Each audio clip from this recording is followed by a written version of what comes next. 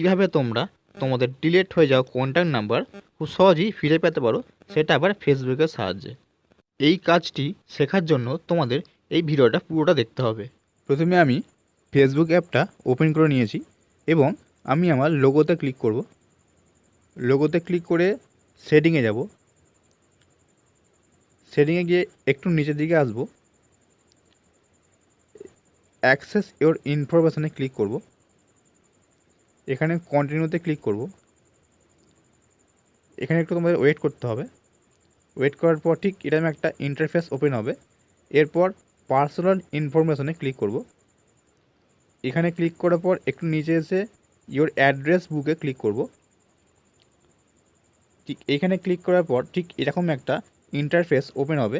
তো এইখানে তোমাদের ডিলিট হয়ে যাওয়া 5 বছর বা 6 বছর আগেকার সমস্ত রকম কন্ট্যাক্ট নাম্বার তোমরা কিন্তু পেয়ে যাবে।